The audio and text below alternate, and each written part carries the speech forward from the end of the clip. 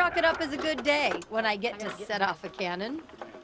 Come to think of it, this is the only opportunity I've had to fire a cannon, thanks to the 2nd Virginia Cavalry Company C and Stewart's Horse Artillery. Well, my name is Paul Rice.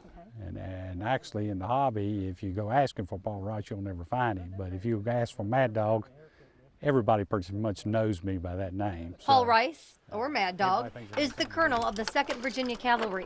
He heads up the group who has traveled multiple states reenacting the Civil War. Morgan's Raid, that was a unique thing. The 150th Gettysburg, that was good.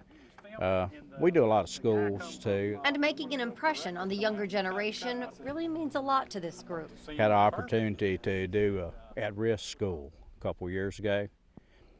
And as we actually put the kids on the gun, not firing anything, but they actually have them do the positions and we give them a training. And this one young lady, she was about 15, came back in the building and said, "This is the greatest day of my life." That is awesome.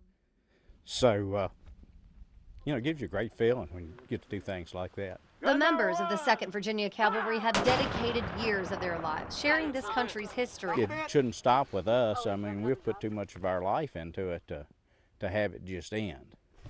And, we do something that's very unique. There's very few of these groups. I think there's maybe 10 in the whole country. if the hobby's going to continue, then we need to have young people. Gun number one, fire! And what a fun way to share and learn history. Load, shell, 1,200 yards! It's far from the traditional classroom textbook. I get to do things that I normally wouldn't get to do. So, and it's just like this thing at Appomattox where we get to fire the ceremonial last shots. Every time you think that you come up with something that you hadn't done, there's something else pops up. Mad Dog explains the 2nd Virginia Cavalry did everything in its power to guard the cannons against the opposition. Their job was basically to screen the infantry, and they were the eyes and ears.